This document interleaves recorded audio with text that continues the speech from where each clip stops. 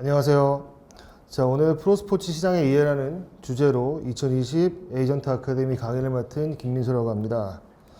네, 잠깐 제 소개를 먼저 드리겠습니다. 저는 현재 한국스포츠정책과학원 스포츠산업연구실에서 선임연구위원으로 재직 중이고, 그리고 한양대학교 스포츠산업학과에서 겸임교수로 재직 중입니다. 그래서 제가 오늘 프로스포츠 관련해서 프로스포츠 시장이 어떤지, 프로스포츠 시장이란 무엇이고, 국내 스포츠 산업이 어떻고, 그리고 프로스포츠 산업의 규모가 어떤지에 대해서 간단하게 설명을 드리도록 하겠습니다. 자, 먼저 이제 스포츠 산업입니다. 우리가 프로스포츠라고 얘기를 할 때 먼저 스포츠 산업에 대한 이해가 필요합니다. 자, 그래서 그 스포츠 산업이 무엇이냐라고 정의를 해보면, 스포츠 산업은 스포츠와 관련된 재화와 서비스를 통하여 부가가치를 창출하는 산업이다라고 스포츠산업진흥법에 정의가 되어 있습니다. 자, 그래서 이게 무슨 얘기냐라고 했을 때는 좀 헷갈리실 수가 있는데요. 스포츠와 관련된 재화나 서비스, 우리가 흔히 얘기하는 축구용품, 축구공, 프로스포츠 이런 것들을 통해서 이제 부가가치를 창출한다. 뭔가 그 금전적인, 재정적인 그런 것들을 창출한다라고 보시면 되겠습니다. 그래서 이제 우리나라는 스포츠 산업 분류 체계라 특수 분류라는 것을 쓰고 있습니다. 이게 무슨 얘기냐면, 보통 일반적인 산업은 그 표준 산업 분류라는 것을 씁니다. 그래서 광업, 어업, 농업, 흔히 이런 거를 들어보셨을 텐데, 스포츠가 가지고 있는 독특한 특성이 있기 때문에 우리가 따로 스포츠 산업 특수 분류라는 것을 통해서 분류를 합니다. 그래서 스포츠 산업 특수 분류라는 것을 보시면, 크게 스포츠 산업은 스포츠 용품업, 스포츠 시설업, 그리고 스포츠 서비스업 세 가지로 분류가 됩니다. 스포츠 용품업은 운동 경기 및 경기 용품의 제조, 유통, 그리고 임대업. 그래서 흔히 우리가 여기에 보시는 야구공, 야구 배트, 운동복, 골프채 이런 것들이 스포츠 용품업이라고 보시면 되겠고요. 생산 및 제조, 임대, 판매 이런 것들이 다 용품업에 들어가고, 스포츠 시설업은 시설 운영업 및 건설업입니다. 그래서 골프장, 당구장, 스키장, 수영장, 우리가 흔히 이용하는 스포츠 시설들, 이것들을 건설하고 운영하는 것들을 스포츠 시설업이라고 합니다. 그리고 마지막으로 스포츠 서비스업. 서비스업에는 스포츠 경기 서비스업, 스포츠 미디어, 스포츠 교육기관, 스포츠 정보 서비스업, 스포츠 베팅, 스포츠 여행 이런 것들이 들어가고, 우리가 알고 있는 프로스포츠는 스포츠 경기 서비스업에 들어갑니다.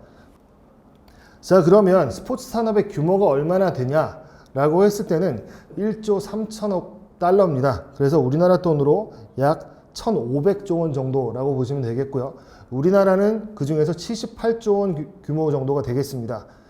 자, 그리고 미국이 약 600조 원, 그리고 중국이 524조 원.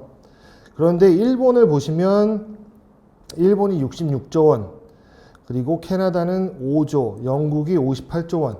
자, 나라마다 굉장히 틀리고, 우리보다 선진국인 영국, 일본, 독일 등이 우리나라 스포츠 산업 규모보다 작다라고 조사가 되어 있습니다. 그 이유는 뭐냐면, 스포츠 산업이란 게 경계가 되게 모호합니다.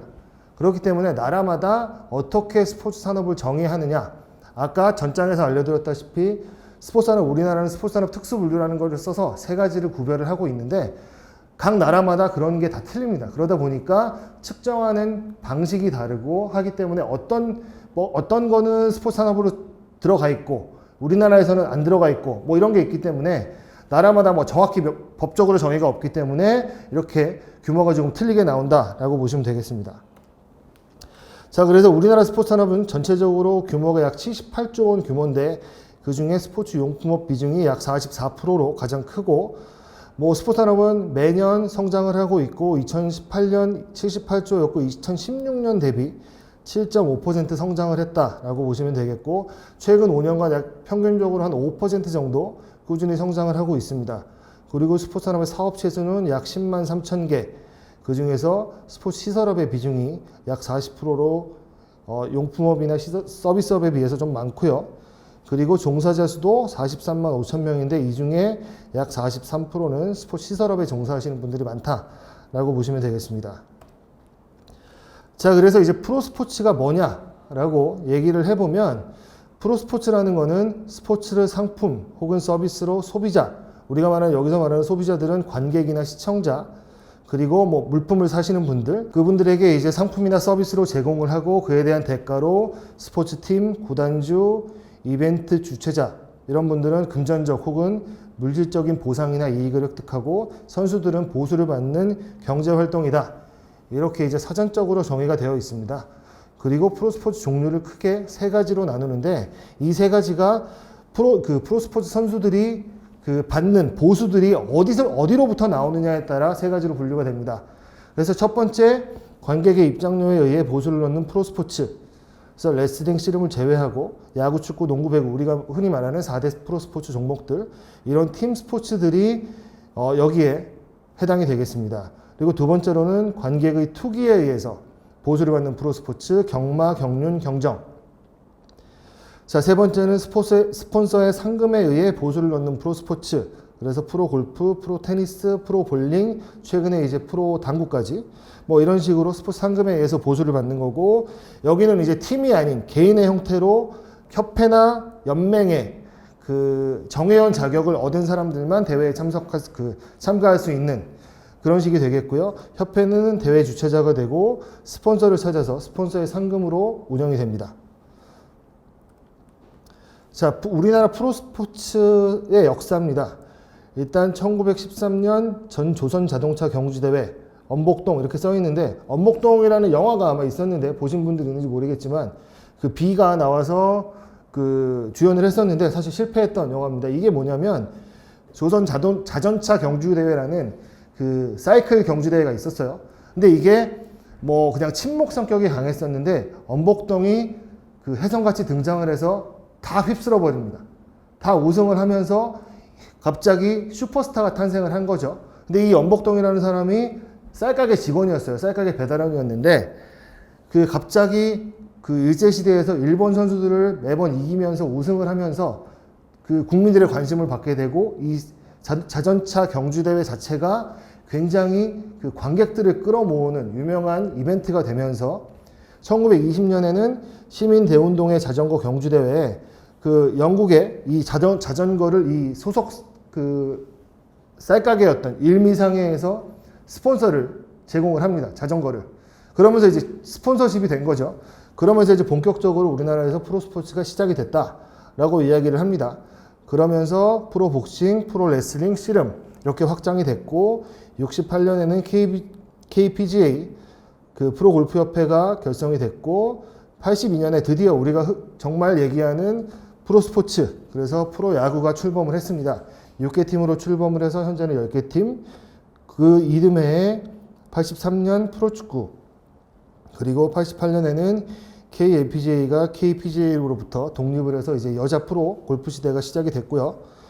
그 다음 1997년 남자 프로농구 KBL이 8개 팀으로 출범을 해서 현재는 10개 팀으로 운영이 되고 있습니다. 그리고 1998년에는 여자 프로농구 WKBL이 출범을 했고, 2005년에는 프로배구, 그리고 2019년에는 프로당구가 출범을 했습니다. 그래서 이제 프로당구를 제외하고 여기 나와 있는 그림에 있는 로고들, KBO, 코보, K리그, KBL, WKBL, KPGA, KAPGA 이 단체들이 모여서 프로스포츠 협회가 2015년에 탄생이 됐습니다. 자, 프로스포츠 산업의 특성입니다. 프로스포츠 산업에 우리가 만들어내고 있는 프로스포츠 상품, 이 프로스포츠 상품이 굉장히 중요합니다.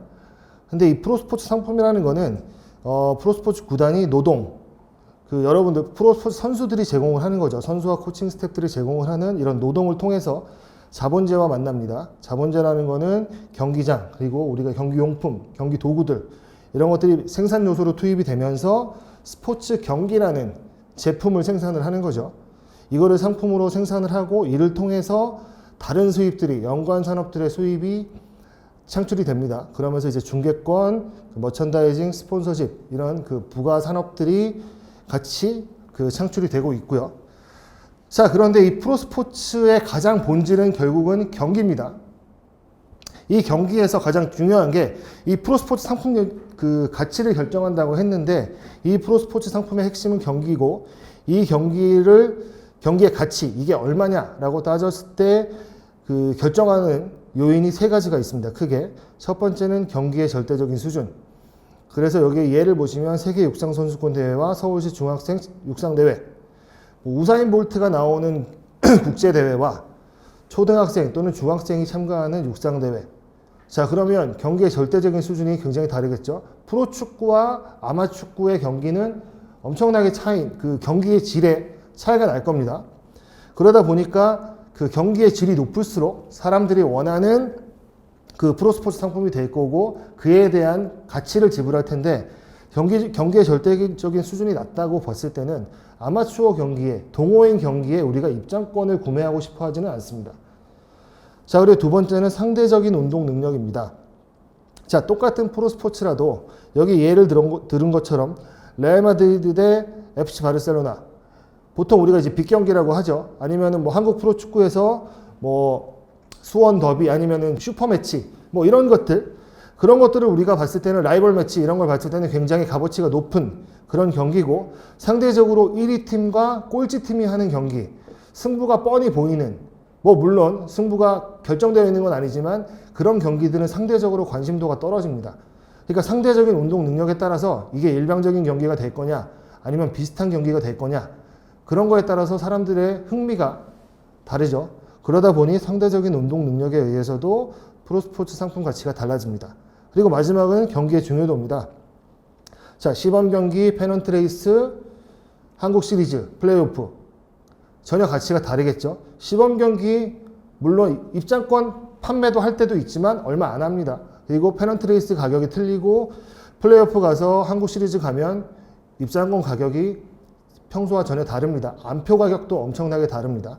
하기 때문에 이제 경기 중요도에 따라서 그 소비자들이 갖는, 스포츠 팬들이 갖는 그 관심도가 다르기 때문에 당연히 상품 가치가 다르다라고 보시면 되겠습니다. 자, 그리고 스포츠 산업의 특성을 보시면 상품의 특성이 이제 크게 우리가 6가지 정도 얘기를 합니다. 첫 번째 프로스포츠 상품은 결합 생산, 조인트 프로덕트라고 써 있는데요. 결합 생산을 통해서 생산되는 제품이다.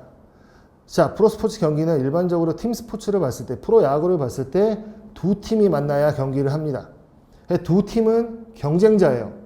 그러니까 우승을 놓고 승부를 위해서 경쟁을 하지만 두 팀이 만나야 상품이 만들어져요. 그러니까 한 팀이 연습 경기를 하는 거는 상품이 아니에요.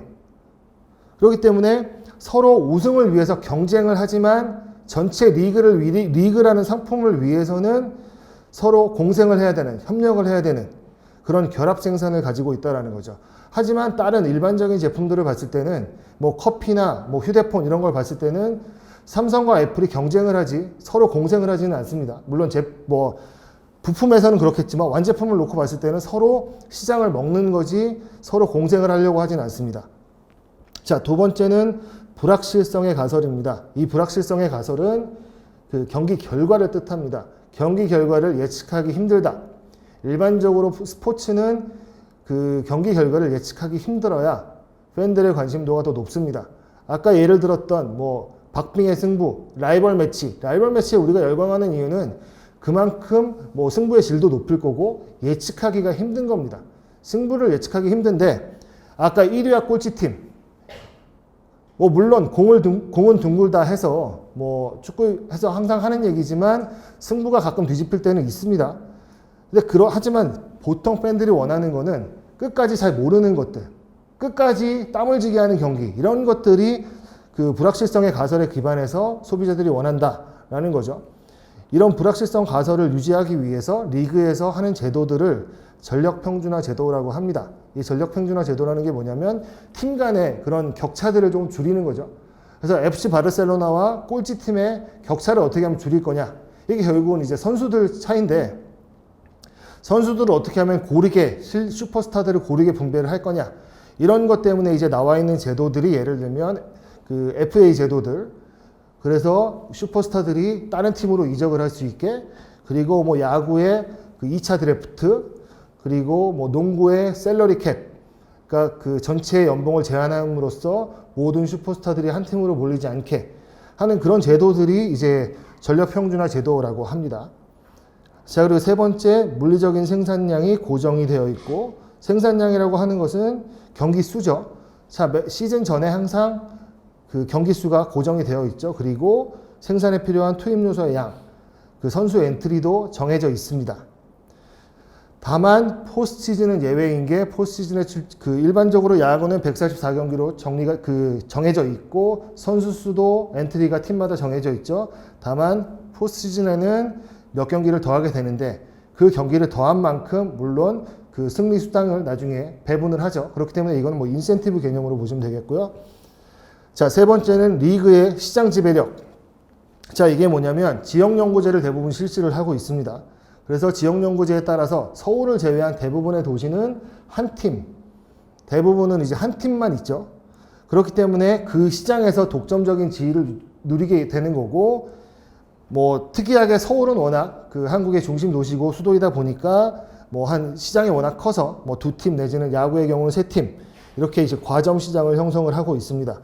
그리고 구단들은 리그라는 이런 카르텔을 형성을 하면서 진입장벽을 형성을 하고 있습니다. 자, 휴대폰 같은 경우는 뭐 물론 대기업들이 장악을 하고 있어서 중소기업들이 쉽게 못 들어가지만 뭐 얼마든지 마음먹어 할 수는 있습니다. 하지만 그 이 프로리그는 연맹의 허가를 받지 않으면 다른 팀이 만들어질 수 없고요. 그리고 지금 보시면 아시겠지만 아까 얘기했던 각 연맹들 KBO 말고 다른 프로야구를 만드는 리그는 국내에 없습니다. 그런 식으로 이제 진입 장벽이 형성이 되어 있고요. 다섯 번째는 외부 효과 창출입니다. 자, 이건 뭐냐면 우리가 홈 경기, 원정 경기 나누지만 그 지역 연고제를 토대로 홈팀에 있는 지역은 그 도시는 경기를 개최함으로써 외부에 있는 타 지역에서 오는 팬들 그리고 그 원정팀 선수들, 선수단, 코칭 스텝 그리고 뭐 기자단, 미디어 뭐 이런 식으로 외부에서 들어오는 사람들로 인해서 지역 경제가 활성화가 된다. 그리고 스포츠에서 생산하는 여러 가지 데이터들, 선수들의 기록들, 뭐 승부, 뭐 이런 것들이 데이터로 가공이 되면서 판매가 되고 있고, 중계권 판매, 뭐 이런 것들이 뉴스 보도 이렇게 이용이 되면서 새로운 연관 산업이 창출되고 그런 가치가 높아지고 있다. 그리고 마지막으로는 다양한 수요 그룹이 존재한다. 그래서 팬, 미디어, 기업 이렇게 기본적으로는 세 개의 수요 그룹이 존재를 한다라고 보시면 되겠습니다. 자, 좀 전에 제가 이제 프로스포츠를 그 상품이라고 얘기를 했고요. 그 상품이라고 얘기했던 것 중에는 처음에 스포츠산업 정의에서 스포츠와 연관된 재화나 서비스를 이용해서 부가가치를 창출한다라고 얘기를 했어요. 그럼 여기에 보시면 지금 프로스포츠 서비스. 자, 여기서 보면 서비스란 상품 판매와 연계해 제공되는 모든 활동, 편익, 그리고 만족 이렇게 정의가 되어 있어요. 근데 이제 프로스포츠라는 우리가 상품을 만들 때는 제가 아까 프로스포츠의 핵심은 경기라고 말씀을 드렸습니다. 그럼 경기가 그 사실 서비스라는 거죠. 경기는 이제 제품, 우리가 흔히 말하는 이런 물 같은 제품이 아닌 거죠. 그래서 이제 이 서비스의 특성이 이제 네 가지가 있는데 첫 번째는 무형성. 그래서 형태가 없다. 자, 물은 이렇게 그 컵에 담겨져 있어서 그 형태가 있습니다. 병뚜껑도 있고 하지만 프로스포츠는 형태가 없다라는 거죠. 그리고 두 번째는 비분리성. 그래서 생산과 소비가 동시에 일어난다. 우리가 경기장에 가서 아니면 TV로 볼 때 경기가 이닝이 진행이 되고 하는 것들이 이제 생산이 되면서 우리가 미디어 아니면 직접 직관을 하면서 소비를 한다라는 거. 그리고 세 번째는 이질성. 생산자에 따라서 내용과 질이 다르다. 아까 말씀드렸던 슈퍼매치냐, 일반 경기냐, 뭐 연습 게임이냐 이런 거에 따라서 내용과 질이 전혀 다르다. 뭐 때로는 슈퍼매치인데 되게 허무하게 0대 0으로 끝나는 경우도 있고 한국 시리즈인데 뭐 10대 0으로 끝나는 경우도 있고 그렇기 때문에 이거는 뭐 누가 컨트롤할 수 있는 게 아니죠, 사실. 그렇기 때문에 그날 출전한 선수들이 뭐 아무리 슈퍼스타들이 나왔다라고 하더라도 뭐 그날 컨디션 아니면 여러 가지 조건에 따라서 그 게임의 질이 달라지기 때문에 생산자에 따라서 내용과 질이 다르다. 그리고 마지막으로는 소멸성. 이 소멸성은 재고의 저장이 불가능하다. 아까 생산과 소비가 동시에 일어나기 때문에 경기는 뭐 미디어를 통해서 재생산은 되지만 그 경기장에서는 사실 없어진다라는 거죠. 우리가 가서 봤을 때 프로스포츠 경기가 미디어를 통해서는 재생산이 되지만 기본적으로는 없어진다라는 거. 똑같은 상황은 미디어에 의해서 남아있지 그 지속되는 게 아니다라는 겁니다.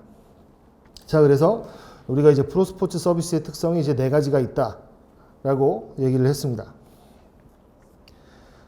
자, 그러면 우리가 그 스포츠 산업의 규모가 어떻고 스포츠 산업이 무엇이었고 그리고 프로스포츠가 상품이 어떻게 결정이 되고 상품 가치는 무엇인지 얘기를 해봤는데 자, 그럼 우리나라의 프로스포츠 리그의 값어치가 얼마나 될까요?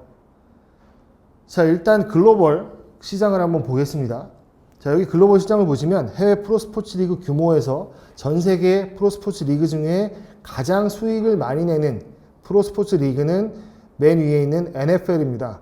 내셔널 풋볼 리그죠. 미국 그 미식 축구 리그를 뜻합니다. 그리고 두 번째가 메이저리그 베이스볼, 세 번째가 NBA, 미국 프로농구, 네 번째가 EPL, 영국 프리미어 리그죠. 그 다음에 라리가 스페인 프로축구, 그 다음 NHL, 그 미국 아이스하키 리그입니다. 그 다음 분데스리가, 세리A, UEFA 챔피언십, 리그왕 이렇게 보시면 10대 해외 프로스포츠 리그 중에 그 1위부터 6위에 미국의 4대 프로스포츠 리그가 들어가 있습니다. NFL, MLB, NBA, NHL. 그리고 나머지 6개는 유럽 프로축구 리그입니다. 자, 그래서 첫 번째 NFL을 보시면 수익이 1년간 수익이 160억 달러. 그래서 우리나라 돈으로 18조 6,568억 원. 자, 아까 우리나라 스포츠 산업의 규모가 78조 원이라고 말씀을 드렸습니다. 근데 NFL이 거둬들이는 수익이 18조 원, MLB가 12조, NBA가 10조, NHL이 6조. 이 세 개만 합쳐도 46조. 우리나라 전체 스포츠 산업의 절반을 넘는 규모입니다. 자, 그리고 NFL의 총 관중 수를 보면 1778만 8671명. 근데 NFL은 경기 수가 많지 않습니다. NFL은 워낙 격렬한 경기이기 때문에 일주일에 한 번 경기를 해서 정규 시즌에 팀당 경기 수가 한 16경기밖에 안 됩니다. 자, 그런데 평균 관중을 보시면 67,405명. 그러니까 미국의 미식 축구 경기장은 평균적으로 그 관중 수용 능력이 한 8만 명 정도 됩니다. 그리고 대부분 매진된다고 보시면 될 거고요. 그렇기 때문에 총 관중 수가 1,700만 명인데 평균 관중 수는 6만 7명. 그래서 전 세계 스포츠 리그 중에서 평균 관중 수가 가장 많은 것이 NFL이고요. 그 다음에 메이저리그 베이스볼은 2위고 그 경기 수가 워낙 많기 때문에 총 관중 수가 6,900만 명, 거의 7천만 명에 달하는 관중이 그 메이저리그 베이스볼에 직접 와서 관전을 한다라고 보시면 되겠습니다. 자, 그래서 순위가 NBA, EPL 뭐 이런 식으로 되어 있지만 한국 프로스포츠가 리그가 이제 KBO가 가장 규모가 크지만 여기에 도달하려면 한참 미치다라는 거 조금 아쉽다라는 얘기를 하고 싶고요. 자, 그래서 이제 프로스포츠 산업은 어떻게 돈을 버느냐. 그래서 프로스포츠 산업은 일반적으로 그 뭐 전 세계 리그가 비슷합니다. 그래서 일반적으로 수입원이 크게 4가지로 구분이 되는데요. 여기에 보시면 그 첫 번째가 게이트 레비뉴, 그래서 입장권 수입이 되겠습니다. 그리고 두 번째가 미디어 라이츠에서 중계권 수익, 세 번째는 스폰서십, 네 번째가 머천다이징. 머천다이징에 이제 라이센싱과 같이 들어가서 그 프로스포츠 팀 로고 아니면은 뭐 마스코트 이런 이름들이 들어간 제품들을 말하죠.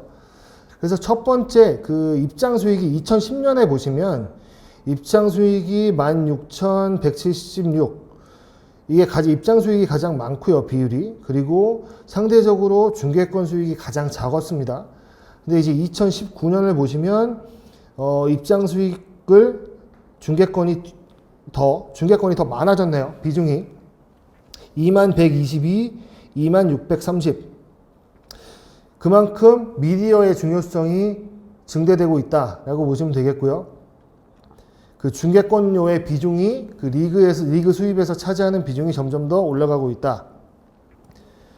자, 이거는 북미 프로스포츠에서는 이렇게 구조가 되어 있고 유럽 축구로 가면 그 중계권료가 수익에서 차지하는 비중이 거의 50% 정도가 됩니다. 그만큼 유럽에서는 그 유럽 축구의 중계권이 차지하는 비율이 굉장히 높다라고 보시면 되겠습니다. 자, 그럼 국내 스포츠 산업이 어떻게 되어 있는지, 국내 스포츠 산업의 규모가 어떻고 어떻게 돈을 벌고 있는지 살펴보겠습니다. 자, 먼저 입장권 시장입니다. 그래서 프로야구가 입장권 시장에서 이제 2018년까지밖에 아직은 공식적으로 발표된 자료가 없습니다. 그래서 2018년까지 자료가 이제 문화체육관광부에서 제공을 하는 스포츠산업 백서에 보시면 프로야구가 입장권 수익이 2018년 기준으로 923억 원, 프로축구가 126억 원, 프로농구 남자가 64억 원, 여자는 2억 6천, 프로배구가 27억 4천, 프로골프 남자가 1억 6천, 여자가 41억 7천. 그래서 전체 1186억 원의 입장 수익을 규모를 나타내고 있습니다. 근데 앞에 보여드렸던 NFL이나 이런 MLB와 비교하면 엄청난 차이가 있는 것을 느끼실 겁니다. 자, 그러면 옆에 오른쪽에 나와 있는 게 그 짜장면 지수라는 것과 비교를 했습니다. 이게 짜장면 지수라는 게 뭐냐면 프로야구 객단가를 짜장면 한 그릇 가격으로 나눴을 때 이게 어떻게 되느냐. 간단히 얘기했을 때는 경기장 입장권이면은 짜장면을 몇 그릇 먹을 수 있냐. 그 얘기예요. 그래서 1985년에 보시면 프로야구 객단가가 1928원. 이 당시 짜장면 한 그릇은 616원.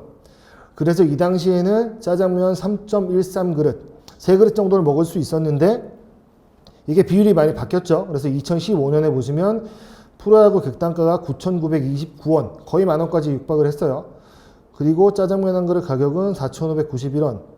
그래서 짜장면 지수가 2.16 왔다 갔다 하고 있죠. 저희 2점대를 유지를 하고 있고 아마 지금은 2020년은 프로야구 객단가가 만원을 넘었을 것 같고 짜장면도 5,000원이 넘었을 것 같아요. 그래서 아마 그래도 뭐 짜장면 지수로 봤을 때는 한 2 정도가 나올 것 같고요. 여기서 말하고 싶은 건 뭐냐면 그 우리나라 프로스포츠의 입장권료가 너무 낮다라는 거죠. 사실 만원이라는 게 뭐 영화도 만원이 넘습니다. 그리고 뮤지컬, 뭐 콘서트, 아이돌들 콘서트 같은 경우는 10만원 넘는 게 대부분이에요. 그런 걸로 봤을 때는 뭐 기본적으로 2시간 이상, 3시간 가서 경기장에서 있는 시간과를 따졌을 때는 우리나라 프로스포츠 입장권 가격이 너무 싸다. 그렇기 때문에 프로스포츠 산업에서 구단과 연맹들이 벌어들이는 돈이 적을 수밖에 없다라는 거죠. 자, 두 번째 이제 중계권 시장입니다. 중계권 시장을 보시면 뭐 공식적으로 발표를 잘 안 하는 그런 리그들도 있습니다. 근데 이제 공식적으로 조사된 자료에 의하면 그 위에 있는 것들은 이제 뭐 신문 중계를 통해서 미디어를 중계를 통해서 나갔던 것들이고요. 그리고 밑에는 스포츠산업 백서에서 이제 문화체육관광부에서 발표한 내용입니다. 그래서 공식적으로는 2018년 기준으로 프로야구가 600억 가장 크고요. 프로축구 60억, 프로농구 여자가 4억 4천, 남자는 33억, 프로배구가 40억, 뭐 이런 식으로 구성이 되어 있습니다. 그래서 전체적으로 봤을 때는 뭐 예전에 비해서는 중계권료가 많이 상승을 했으나 아직 뭐 북미나 유럽에 비교했을 때는 여전히 뭐 되게 낮은 수준이다라는 거죠. 근데 이 낮은 수준이라는 게 뭐 그만큼 어떻게 보면 관심도가 떨어진다. 그만큼 값어치를 아직 방송사나 이런 데서 쳐주지 않고 있다. 그 이유는 아무래도 시청률에서 아마 차이가 날 겁니다. 여기 시청률을 보시면 프로야구는 뭐 평균 1%가 조금 넘고요. 프로축구는 0.2에서 0.3%. 그리고 프로배구가 남자가 1.1%, 여자가 0.7% 이렇게 나왔는데 최근에 보면 아주 최근 경기대회 그 프로배구 리그가 시작을 했지만 리그 컵대회가 한 달 전에 했었죠. 근데 이제 김연경이 복귀하고 나서 KBS에서 공중파에서 중계를 했는데 시청률이 1%가 넘었었습니다. 그래서 굉장히 고무적인 그 시청률이 나왔다라고 보시면 될 것 같고요. 프로농구도 0.3%. 이렇게 시청률이 낮다 보니까 당연히 중계권료가 낮게 책정될 수밖에 없는 그런 구조라고 보시면 되고요. 그 반면에 중계권료가 폭등하고 있는 종목이 있습니다. 국내에서 그 프로스포츠 중계권료가 굉장히 폭등하고 있는 것은 골프입니다. 골프 중에서도 여자 프로골프. 자, 우리나라 골프 중계하는 방송이 크게 두 가지가 있습니다. JTBC 골프와 SBS 골프. 원래는 SBS 골프가 메인 골프 중계 방송을 하는 곳이었고요.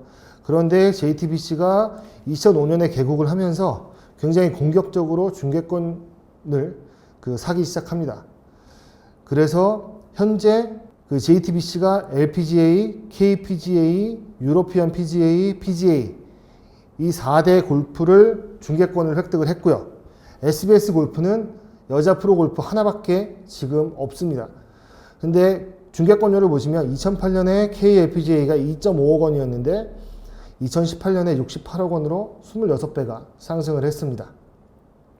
하지만 대부분의 중계권이 JTBC로 넘어가고 그리고 그 PGA까지 중계권을 뺏기면서 SBS 골프 캐스터 그리고 해설위원들도 JTBC로 넘어갔습니다. 그러면서 JTBC 골프는 올해 139개 대회를 중계할 예정이고 SBS는 KLPGA 여자 프로골프 30개 대회만 중계하는, 그러니까 전세가 굉장히 역전된 상황입니다. 그래서 LPGA 중계권은 900만 달러. 근데 우리나라만 유일하게 남자 골프보다 여자 골프가 인기가 많은 특이한 시장 구조고, 여자 프로골프 중계권료가 68억 원인데 비해 남자 프로골프는 5년간 18억 원, 3억 정도밖에 안 되네요. 그래서 2008년도 규모, 여자 프로골프의 2008년도 규모 정도밖에 되지 않는다. 이제 좀 아쉬운 상황이다라는 거죠. 자, 세 번째는 스폰서 시장입니다. 스폰서 시장을 보시면 프로야구가 1100억, 2018년 기준으로 프로축구가 1825억. 그러니까 유일하게 다른 그 수익에 비해서 스폰서 시장 규모만 프로축구가 프로야구를 뛰어넘고 있습니다. 그 이유 중에 하나는 아무래도 구단 수 차이인 것 같아요. 그러니까 프로야구는 10개 구단으로 운영이 되고 있고 프로축구는 22개 구단이기 때문에 상대적으로 스폰서 시장에서 그 조금은 유리하지 않을까라고 생각을 합니다. 그래서 총 그 국내 프로스포츠 관련 스폰서 시장을 보시면 약 4천억 정도 된다라고 보시면 되겠습니다. 자, 스폰서 시장에서 보시면 타이틀 스폰서십이라는 게 있어요. 그래서 리그의 앞에 무슨 컵, 아니면은 신한은행 마이카 KBO 리그, 도드람 V리그, 현대모비스 프로농구 뭐 이런 식으로 스폰서십 중에서 타이틀 스폰서십이 금액이 가장 큽니다. 그래서 프로야구는 현재 2018년부터 20년까지 신한은행이 240억, 3년간 타이틀 스폰서십을 지급하고 있고, K리그는 하나은행이 4년간 140억, V리그는 도드람 3년간 90억, 그리고 올해도 연장을 했고요. 프로농구는 사실 인기가 조금 없다 보니까 타이틀 스폰서십 찾기가 쉽지 않은 것 같습니다. 따라서 보통 KBL과 KBL은 전년도 우승팀의 모기업이 타이틀 스폰서를 하는 거로 암묵적으로 진행이 되고 있습니다.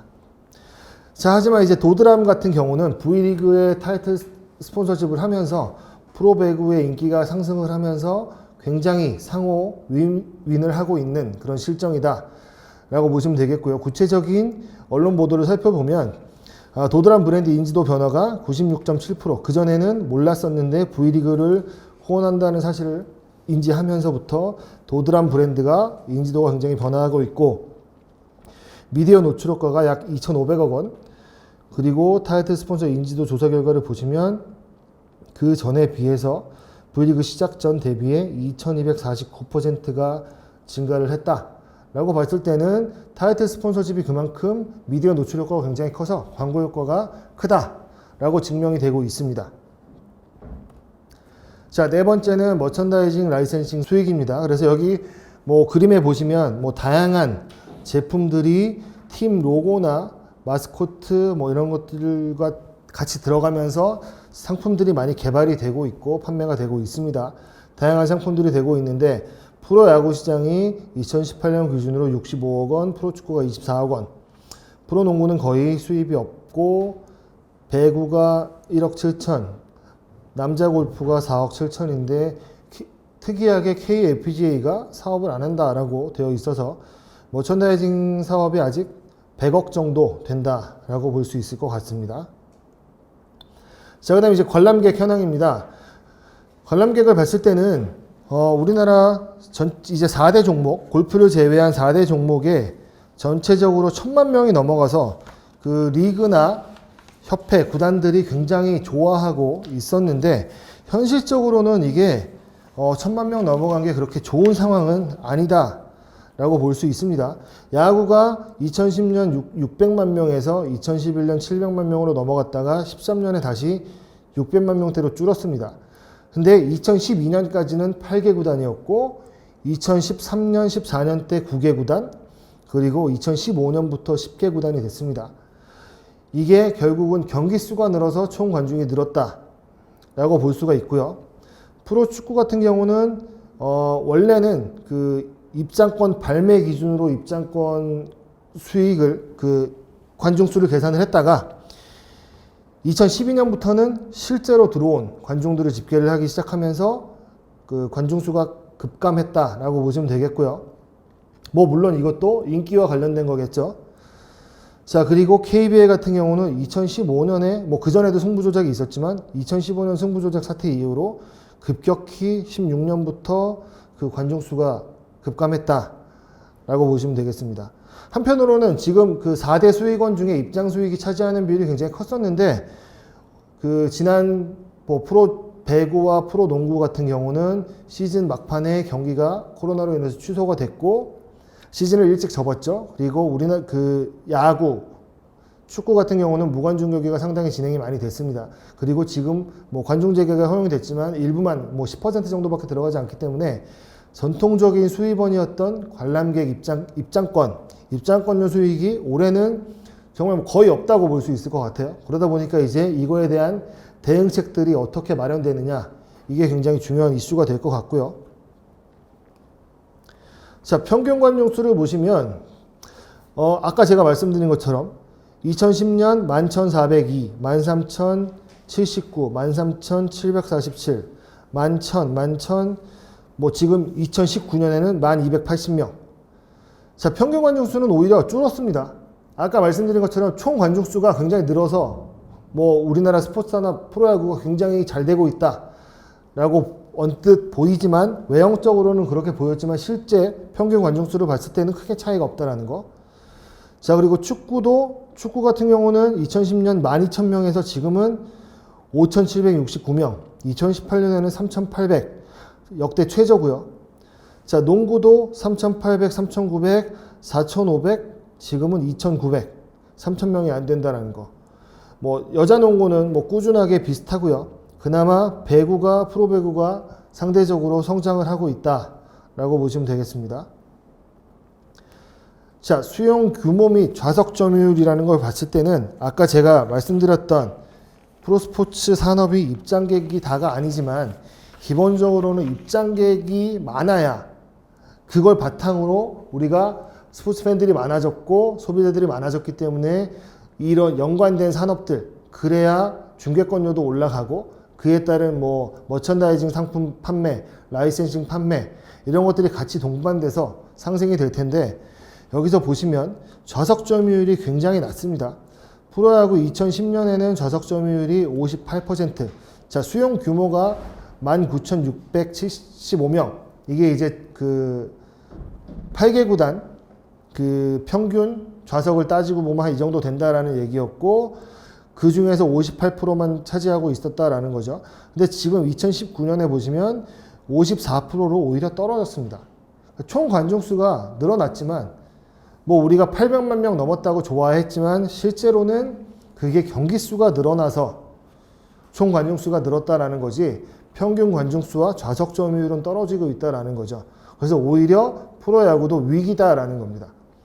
자, 그리고 프로축구를 보시면 29.4%, 34.9%, 그리고 20%를 줄고 나머지는 다 10% 나왔네요. 결국 이거는 실관중 집계를 하다 보니까 입장권 발매 기준이었을 때는 뭐 구단에서 공짜표를 뿌리기도 했었는데 그게 없어지고 나서 실제로 들어온 관객들만 체크하다 보니까 확실히 줄었고 정말 이제 20%가 안 된다라는 거는 굉장히 뭐 너무 비어 있다라는 거죠. 지금 현재 10% 관중으로 들여보내는 것과 별 차이가 없는 거죠. 자, 농구도 뭐 한때는 70%가 넘었었지만 지금 현재 좌석 점유율이 50% 초반대가 유지가 되고 있다라는 거. 그리고 여자 농구도 뭐 비슷하게 30에서 40% 왔다 갔다 하고 있고 유일하게 배구만 꾸준히 이제 증가세를 나타내고 있고 작년에 이제 64%까지 올라갔습니다. 처음으로 60% 좌석 점유율이 나왔고 올해는 아마 이제 뭐 계속 얘기를 하고 있지만 김연경 선수가 복귀를 하면서 여자 배구에 대한 관심이 굉장히 높아졌고 아마 뭐 코로나의 영향 때문에 아무래도 좌석 점유율은 어쩔 수 없겠지만 그래도 뭐 시청률은 아무래도 좀 올라가지 않을까라고 생각을 합니다. 자, 우리나라 그 프로스포츠 구단 운영 자체가 그 일반적으로 북미나 유럽에서 하는 것처럼 비즈니스적인 측면을 강조하기보다는 대부분은 그 모기업의 지원으로 운영이 되고 있다 보니까 그 승리에 좀 더 초점을 맞추고 있습니다. 그래서 전반적인 뭐 수익을 개선을 하거나 하는 그러한 것보다는 일반적으로는 승리에 포커스를 맞추고 있다 보니까 우리가 프로스포츠를 산업이라고 봤을 때는 뭔가 돈을 벌어야 되고 수익을 창출해야 되고 구단이 뭔가 적극적으로 나서서 비즈니스적인 마인드로 수익을 창출할 수 있는 이런 모델들을 개발을 하고 해야 되는데 모기업 지원금으로 대부분 운영이 많이 됩니다. 그러다 보니까 사실 코로나 시대에서 유럽 축구 그리고 미국 4대 프로스포츠 리그들은 굉장히 타격을 많이 받았어요. 근데 상대적으로 역설적으로 우리나라 프로스포츠 산업은 상대적으로 피해가 제일 덜한 프로스포츠 리그입니다. 그 이유 중에 하나는 모기업의 지원금에 의존하고 있기 때문에 크게 달라지지 않았습니다.